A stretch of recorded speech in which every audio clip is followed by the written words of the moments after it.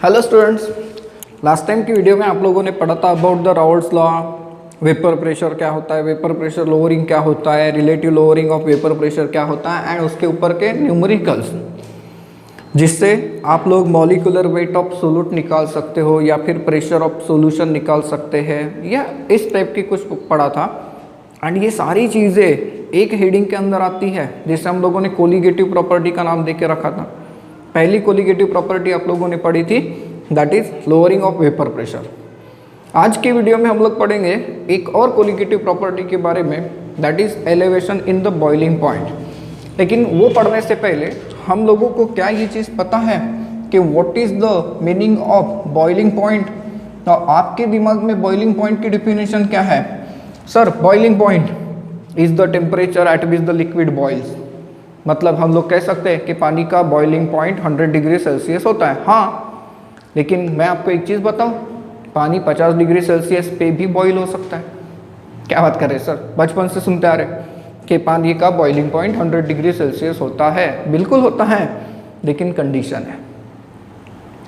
तो sir, boiling point का actual meaning क्या होता है? तो देखते हैं बॉइलिंग पॉइंट का एक्चुअल मीनिंग क्या होता है।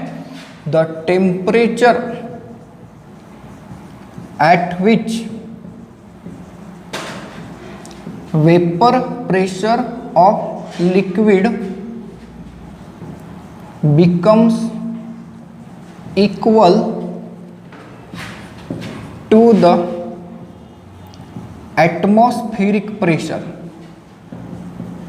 To the atmospheric pressure is called as boiling point. ये है मीन्स, आप लोग जरा डेफिनेशन की तरफ ध्यान दें तो क्या लिखा है मैंने, the temperature at which the vapour pressure of the liquid becomes equal to the atmospheric pressure.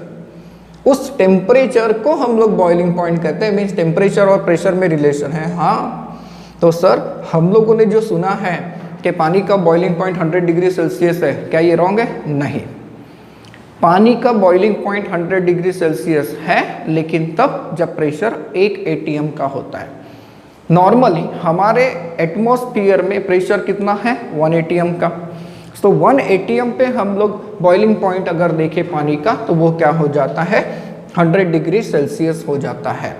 अगर आप लोगों ने प्रेशर को बढ़ा दिया तो बॉइलिंग पॉइंट भी बढ़ जाता है, कम हो सकता है प्रेशर के साथ। अब बॉइलिंग पॉइंट एलिवेशन, इसके तरफ जाना है और साबित करके देंगे बाद में कि ये कोलिगेटिव प्रॉपर्टी है।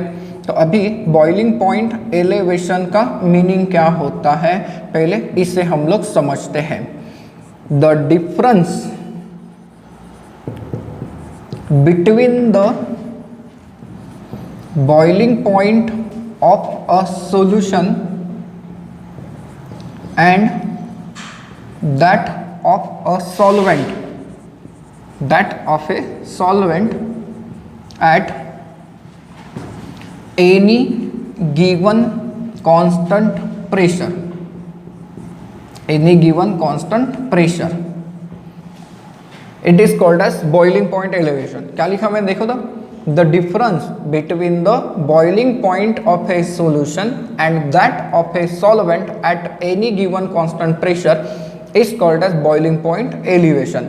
Let, मैं आपके सामने कंडीशन डालता हूँ, T naught B is the boiling point of pure solvent. T naught B क्या है? Boiling point of pure solvent. And T B is the boiling point of solution. तो इन दोनों के बीच में डिफरेंस है। So therefore you will observe कि T B will be greater than क्या हो जाएगा? टी नॉट बी, क्योंकि आपने ऐसा डेफिनेशन में लिखा। एंड बॉइलिंग पॉइंट एलिवेशन को हम लोग रिप्रेजेंट करते हैं बाय डेल्टा टी बी। तो delta T B is equal to क्या बन जाएगा? T B minus T not B बन जाएगा। देखिए, boiling point elevation is defined as the difference between the boiling point of a solution and that of pure solvent at any given constant pressure. इससे हम लोग कहते हैं boiling point elevation. Sir, boiling point elevation and vapour pressure के ऊपर relation होता है क्या? डेफिनेटली होता है, क्योंकि बॉइलिंग पॉइंट वेपर प्रेशर के साथ बहुत ही ज़्यादा रिलेट कर जाता है। हम लोग नेक्स्ट जो हेडिंग देंगे वो ऐसे ही कुछ देंगे, that is boiling point elevation as a consequence of vapour pressure साबित करके दिखाते हैं। ठीक है, एक ऐसा बड़ा मजेदार क्वेश्चन आपके सामने आ सकता है कि डिफाइन बॉइलिंग पॉइंट, तो ये डिफाइन कर लिया, डिफाइन बॉइलिंग पॉइंट एलिवेशन ये भी हो गया। अब कहेगा कि साबित करके दिखाइए कि boiling point elevation and vapour pressure के बीच में बहुत बढ़िया रिलेशन होता है, तो करके दिखाते साबित। लेकिन जरा एक चीज की तरफ ध्यान दो, आप लोगों ने इसके पहले P01 को क्या कहा था, तो it is vapour pressure of pure solvent. ठीक है, ये हम लोगों ने पढ़ के रखा है। हम लोगों ने P1 क्या कहा था, it is the vapour pressure of solution. ठीक है, हमें पता है कि ये वेपर प्रेशर ऑफ सॉल्वेंट है इन द सॉल्यूशन है, इसलिए वेपर प्रेशर ऑफ सॉल्यूशन कहते हैं। Delta P that is what, vapour pressure lowering, vapour pressure lowering, ये क्या होता है P01 minus P1 and delta P is equal to, एक और कंसेप्ट पढ़ा था P01 इंटू x2, x2 क्या होता है मोल फ्रैक्शन। ये सारी टर्म हम लोगों को पता करनी है, इनफैक्ट पढ़े हैं, अब यहाँ यूज करनी है। कैसे यूज करनी है तो देखते हैं। मैं आपके सामने एक कंडीशन रखता हूँ कि P01 is greater than P1, right? क्या ये सही है? बिल्कुल सही है। इसका कहना क्या है कि vapour pressure of pure solvent is always greater than that of the vapour pressure of solution. चलो, boiling point elevation as a consequence of vapour pressure समझने के लिए मैंने एक डायग्राम ड्रॉ की है जिसका नाम है vapour pressure temperature curve for pure solvent and solution. इस एक्सिस पे मैंने वेपर प्रेशर प्लॉट किया है एंड यहाँ पर है टेम्परेचर। अब यहाँ पर सर दो ग्राफ, दो कर्व दिख रहे हैं, ये क्या है? तो सबसे पहले तो इस चीज़ को समझो, ये 760 mm Hg प्रेशर मतलब 1 atm प्रेशर है। ठीक है, ये है atmospheric pressure. AB it is the vapour pressure curve for pure solvent, pure solvent, and CD is the vapour pressure curve for solution, ये होती है सॉल्यूशन के लिए। तो अब आपको पता है कि सॉल्वेंट का वेपर प्रेशर हमेशा सॉल्यूशन से क्या होता है, ज़्यादा होता है दिख रहा है, देखिए सॉल्वेंट का वेपर प्रेशर सॉल्यूशन के वेपर प्रेशर से कहाँ पर है, ऊपर है। ठीक है, अब सोचिए बॉइलिंग पॉइंट की डेफिनेशन के बारे में। बॉइलिंग पॉइंट की डेफिनेशन क्या पढ़ी आपने? The temperature at which the vapour pressure of a liquid becomes equal to the atmospheric pressure. इससे आपने बॉइलिंग पॉइंट का मीन्स, चलो इसे हीट करते हैं। अगर आप लोग इसे हीट करोगे तो टेम्परेचर बढ़ने के कारण वेपर प्रेशर बढ़ेगा, चाहे सॉल्वेंट का हो या सोल्यूट का हो, दोनों का वेपर प्रेशर बढ़ेगा और एक स्टेज ऐसी आएगी कि ये वेपर प्रेशर किसके बराबर हो जाएगा, एटमॉस्फेरिक प्रेशर के बराबर। मीन सपोज अगर हम लोग सॉल्वेंट के बारे में सोचते, उसे हीट करते तो उसका वेपर प्रेशर बढ़ेगा एंड एट पॉइंट ए ये क्या हो जाएगा, एटमॉस्फेरिक प्रेशर के बराबर। तो ऐसा अगर हो गया तो क्या ये प्योर सॉल्वेंट का बॉइलिंग पॉइंट नहीं होगा, जिसे हम लोग क्या रिप्रेजेंट करेंगे, T0B। नाउ सॉल्यूशन के बारे में सोचो, सॉल्यूशन का वेपर प्रेशर सॉल्वेंट के वेपर प्रेशर से कम ही होता है, इसीलिए तो सॉल्यूशन की वेपर प्रेशर कर्व हमेशा सॉल्वेंट की वेपर प्रेशर कर्व के नीचे ही रहेगा। ठीक है, अब इसे हीट करिए तो सर इसका भी वेपर प्रेशर बढ़ेगा, हाँ बढ़ेगा, डेफिनेटली बढ़ेगा। जैसे जैसे टेम्परेचर बढ़ेगा वैसे वैसे वेपर प्रेशर बढ़ेगा और एक स्टेज आ जाएगी कि ये कितना हो जाएगा, 760 mmHg मतलब 1 atm। तो एट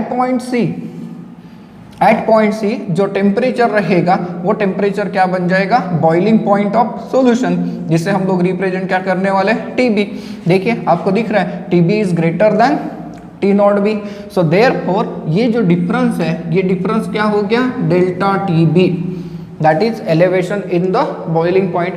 एंड अब वेपर प्रेशर के साथ ये कैसे मैच करता है, जरा सोचिए। ये दोनों में जैसे जैसे डिफरेंस ज़्यादा होगा, यू विल ऑब्जर्व कि इन दोनों में डिफरेंस ज़्यादा होगा। मतलब ये कि delta TB it is directly proportional to the vapour pressure lowering, बराबर है। जितना ज़्यादा वेपर प्रेशर का डिफरेंस होगा उतना ज़्यादा ये भी तो डिफरेंस आएगा। एंड डेल्टा P की अगर बात करें तो हमने delta P is equal to क्या पढ़ा था, P01 into x2। So therefore delta T B is equal to T01 into x2, where x2 का मतलब क्या होता है, मोल फ्रैक्शन ऑफ सोलिड। जैसे जैसे ये वाली वैल्यू बढ़ती जाएगी, जैसे जैसे ये वाली वैल्यू बढ़ती जाएगी, डेल्टा टी बी क्या होता जाएगा, बढ़ता जाएगा। क्यों? क्योंकि x2 मतलब mole fraction of non volatile solid. Non volatile solid जैसे जैसे बढ़ेगा वैसे वैसे सॉल्यूशन का वेपर प्रेशर और ज़्यादा गिरेगा। जैसे जैसे वेपर प्रेशर ज़्यादा गिरेगा वैसे वैसे डेल्टा टी बी की वैल्यू क्या हो जाएगी, बढ़ती जाएगी। एंड देयरफॉर आप लोग एक चीज़ की तरफ ध्यान दो, अगर आपको किसी भी सॉल्यूशन को बॉईल कराना है, किसी भी सॉल्यूशन को अगर बॉईल कराना है, तो ऐसे केस में आप लोगों को उसे ज़्यादा हीट करना पड़ेगा as compare to the pure solvent. क्या बात कर रहे हैं सर? हाँ, देखो एग्जाम्पल के बारे में सोचिए। मैं आपके घर के एग्जाम्पल देता हूँ। क्या आपको पता है प्रेशर कुकर में हम लोग खाना पकाते हैं, उसके पीछे का रीज़न क्या है? उसके पीछे का रीज़न ये है कि प्रेशर कुकर के अंदर जो पानी होता है उसका बॉइलिंग पॉइंट 100 डिग्री सेल्सियस से ज़्यादा हो जाता है। क्यों? क्योंकि वहाँ पर प्रेशर हम लोग क्रिएट करते हैं वेपर्स का।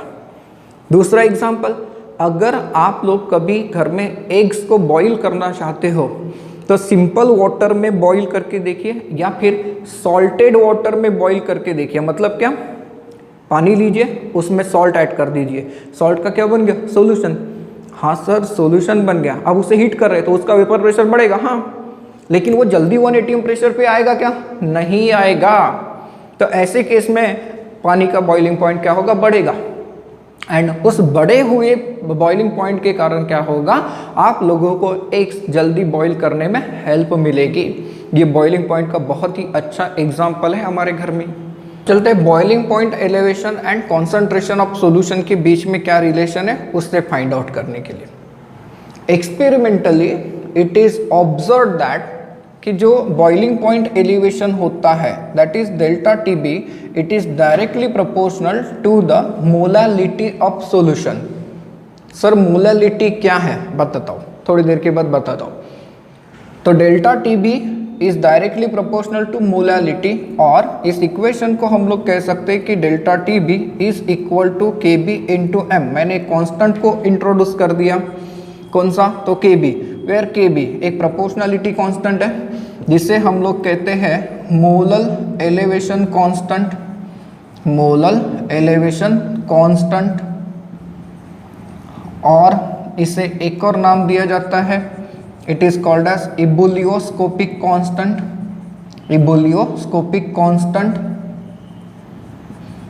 और इसे एक और नाम दिया जाता है that is nothing but the boiling point of elevation constant, boiling point of elevation constant.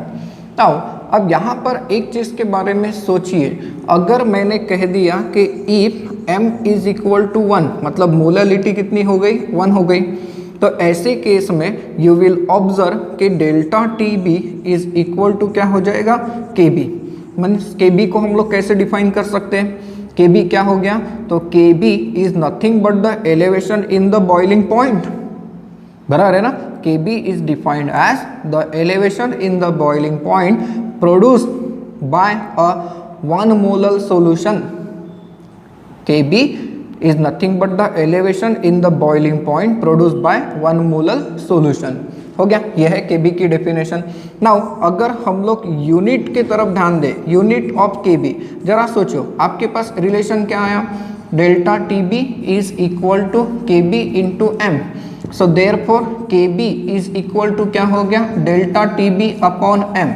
Now delta Tb का यूनिट होता है केल्विन, और you can say degree celsius, क्योंकि वो टेम्परेचर के बीच का डिफरेंस था। हाँ, एंड सर m का यूनिट क्या होता है, तो m का यूनिट होता है मोल पर KG.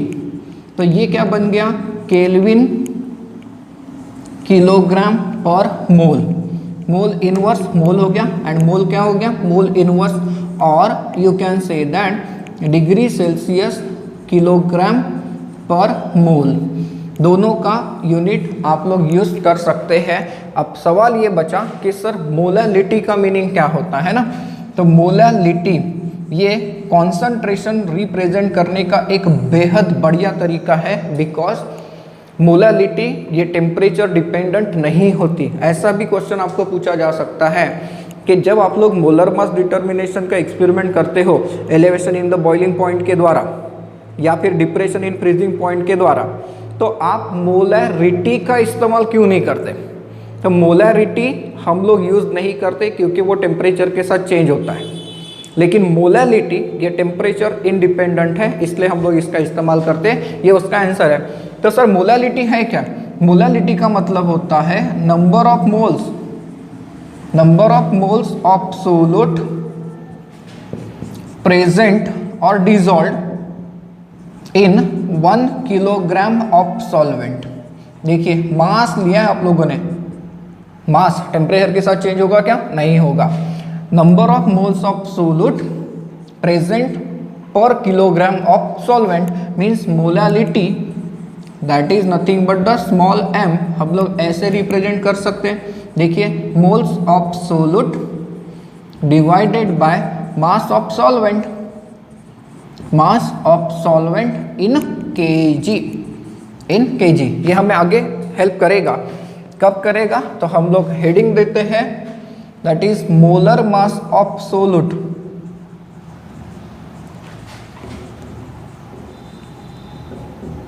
From boiling point elevation, from boiling point elevation. तरह तरह से आपको क्वेश्चन दिया जा सकता है इस टॉपिक के ऊपर। एक क्वेश्चन सिंपल ऐसे पूछ सकता है कि how will you determine the molar mass of non volatile solute from the elevation of boiling point, या फिर कहेगा कि derive the relationship between molar mass of non volatile solute and elevation of the boiling point. तो इसके बीच में क्या relation होता है ये हम लोग चेक करते हैं। अभी हम लोगों ने ये पढ़ा है कि delta TB it is directly proportional to what? Molality. पता है हमें delta TB is directly proportional to molality, means elevation in the boiling point is directly proportional to what? Molality, or you can say delta TB is equal to KB into M होता है। ठीक है, KB into क्या होता है? M, where KB it is what? Molal elevation constant या फिर ebullioscopic constant and M का मतलब क्या होता है? मोलैलिटी। नाउ मोलैलिटी की अगर हम लोग बात करें तो मोलैलिटी को अभी हम लोगों ने ऐसे डिफाइन करके रखा है। ठीक है, ये डेफिनेशन हम लोग यूज करेंगे, लेकिन जरा सोचिए एक सॉल्यूशन बनाते हैं।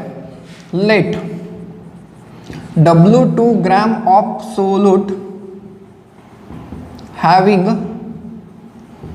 Molar mass M2 gram per mole is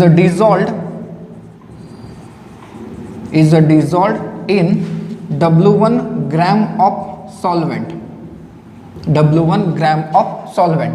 देखिए आप लोगों ने क्या कहा है कि W2 gram of solute dissolved in W1 gram of solvent and solute का मोलर मास क्या रखा है? M2। So therefore number of moles of solute ये आप लोग कैसे देंगे? तो नंबर ऑफ मोल्स निकालते हैं मास अपॉन मोलर मास, तो मास W2 एंड मोलर मास क्या हो गया? M2 हो गया। नाउ W1 ग्राम सॉल्वेंट का मतलब क्या? जरा सोचिए, अगर आप लोग W1 ग्राम सॉल्वेंट लेते हैं तो आप लोगों को मोलैलिटी की जो डेफिनेशन यूज करानी है वो क्या यूज करानी है? सर मोलैलिटी मतलब क्या? Number of moles of solute present in 1 kilogram of solvent. तो W1 ग्राम ऑफ सॉल्वेंट मतलब ग्राम डिवाइडेड बाय 1000 ग्राम पर किलोग्राम, बराबर है 1000 ग्राम पर किलोग्राम होता है, तो ये ग्राम ग्राम कैंसिल हो गया। सो देयरफॉर अब आप लोग सोचिए ये क्या बन गया है?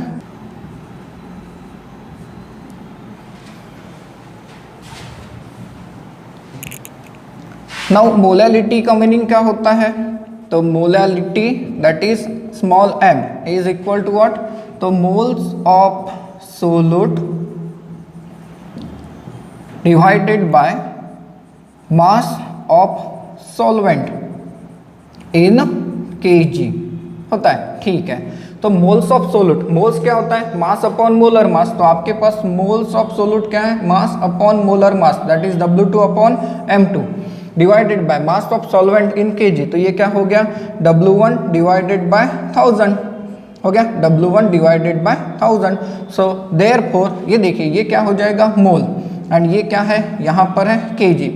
अगर आप लोग इसे देखें तो ये आपको मिलेगा W2 इंटू 1000, ये हो गया kilogram, divided by M2 into W1, होगा कि नहीं होगा ऐसे। एंड यहाँ पर क्या प्रेजेंट है, मोल है, तो ये हो जाएगा मोल पर केजी, मोल पर केजी, ये आ गई molality. Now substitute this value in this equation, substitute the value of molality, substituting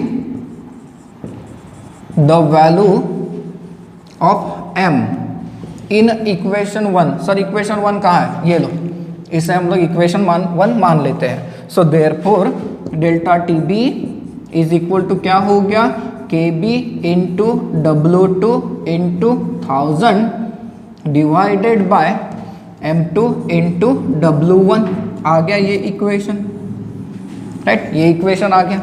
अब आप लोग जरा सोचिए, अगर आपके पास डेल्टा टी बी है, के बी है, W2 है एंड W1 है, तो क्या M2 कैलकुलेट नहीं होता, होता है। देयरफॉर M2 मतलब क्या, मोलर मास ऑफ सोलूट, तो molar mass of solute is equal to क्या हो जाएगा, तो Kb into W2 into 1000 divided by delta Tb into W1।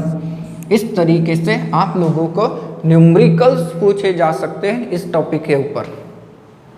अब एलिवेशन इन बॉइलिंग पॉइंट, इसके ऊपर कुछ न्यूमेरिकल्स डिस्कस करते हैं। उसके लिए पहले फॉर्मूले क्या है आपके पास, तो पेरेंट फॉर्मूले दो है, एक है delta T B is equal to K B into M, और दूसरा है delta T B is equal to K B into W2 into 1000 divided by M2 into W1 है ये फॉर्मूला, ठीक है। अब इस क्वेश्चन नंबर 12 को देखते हैं, क्या कहता है, a solution of citric acid in 50 gram of acetic acid, मतलब सोल्यूशन ऑफ साइट्रिक एसिड, तो ये सोलूट है, ये सॉल्वेंट है। A solution of citric acid in 50 gram of acetic acid has a boiling point elevation of 1.76 Kelvin. Boiling point elevation of 1.76 Kelvin if Kb for acetic acid is 3.07 Kelvin kilogram per mole.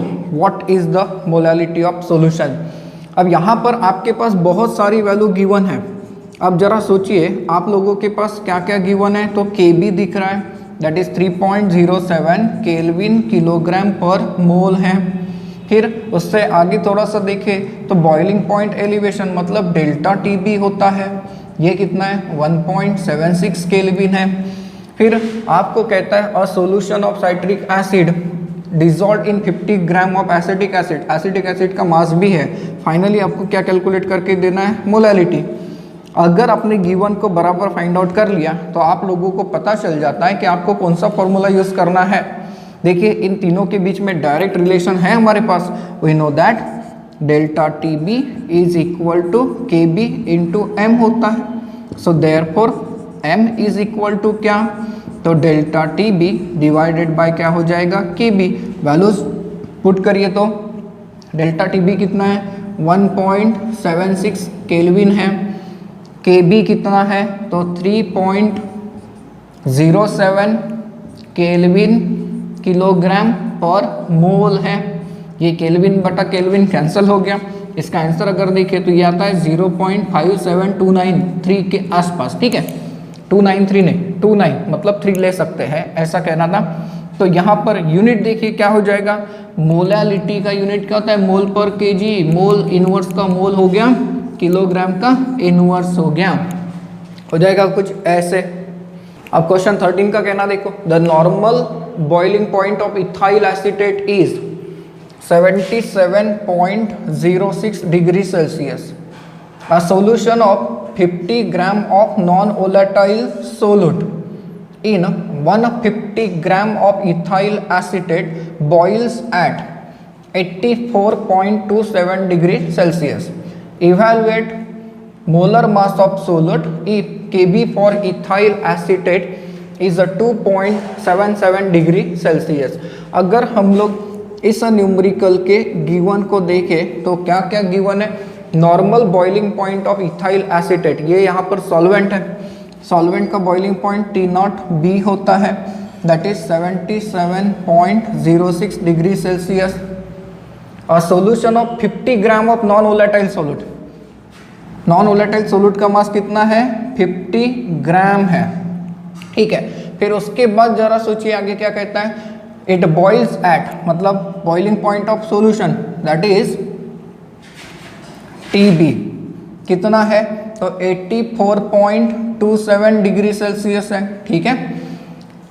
Evaluate the molar mass of solute if KB for ethyl acetate कितना है 2.77 degree Celsius है। आपको molar mass of solute find out करना है, मतलब M2 find out करना है। Sir बहुत ईजी है, हाँ देखते हैं कहीं ना कहीं गड़बड़ होगी, चेक करते क्या गड़बड़ है। Delta TB is equal to KB into W2 into 1000 multiplied divided by M2 into W1, ये फॉर्मूला यूज करोगे।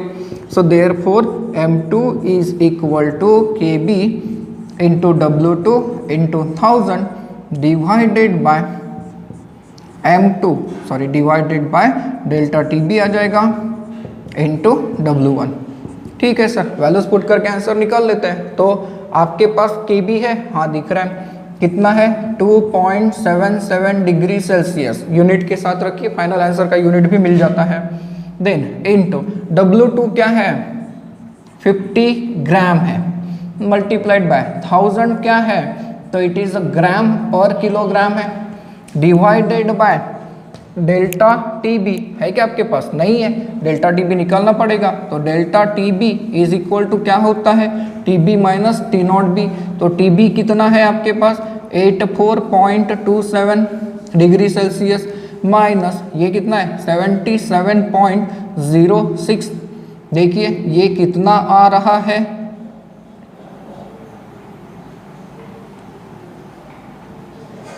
7.21 आ रहा है, ठीक है।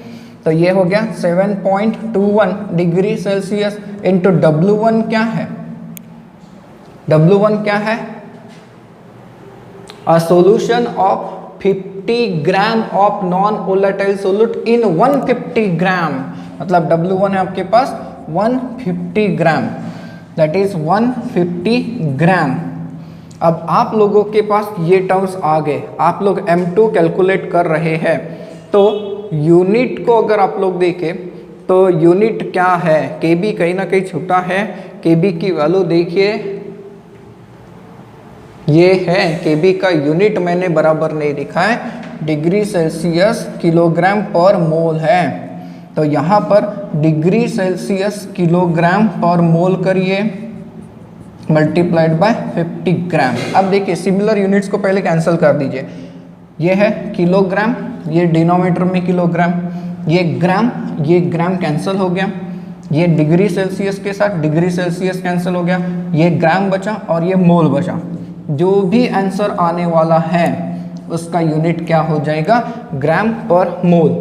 अब आप लोग इसका कैलकुलेशन करके देखिए, इसका आंसर अगर हम लोग देखते हैं तो ये आंसर है 128 ग्राम पर मोल, ये हो गया मोलर मास डिटर्मिनेशन है, ऐसा होगा।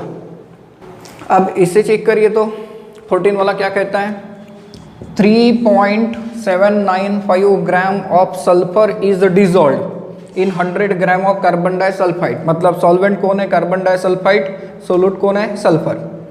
3.795 gram of sulphur is dissolved in 100 gram of carbon disulphide. This solution boils at, इसका बॉइलिंग पॉइंट है 319.81 kelvin. What is the molecular formula of sulphur in solution, the boiling point of the solvent is 319.45। यहाँ पर आप लोगों के पास KB की value given नहीं दिख रही है,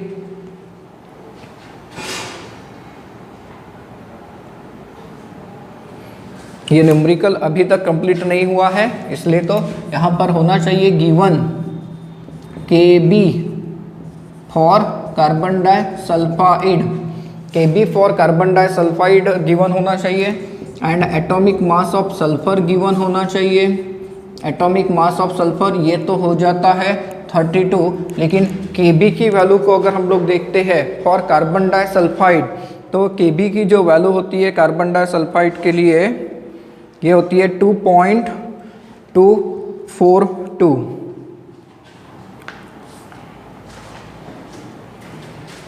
सॉरी 2.42 केल्विन किलोग्राम पर मोल। अब जाके ये न्यूमेरिकल बन सकता है। अब आप लोग जरा सोचिए, आपके पास गिवन में क्या क्या दिया हुआ है। पहले ही लाइन में कहा है कि सल्फर का कुछ मास डिजॉल्व है, मीन्स आपके पास W2 है, कितना है तो 3.795 ग्राम है। किस में डिजॉल्व है 100 ग्राम कार्बन डाइसल्फाइड में, मतलब W1 कितना है 100 ग्राम है। Boils at this solution, boils at मतलब TB है आपके पास कितना है, दैट इज 319.81 केल्विन। आखिरी में देखिए the boiling point of pure solvent that is T0B है, ये कितना है तो 319.45 केल्विन। तो यहाँ से डेल्टा TB निकाल लीजिए, तो delta TB is equal to क्या, तो 319.81 माइनस 319.45,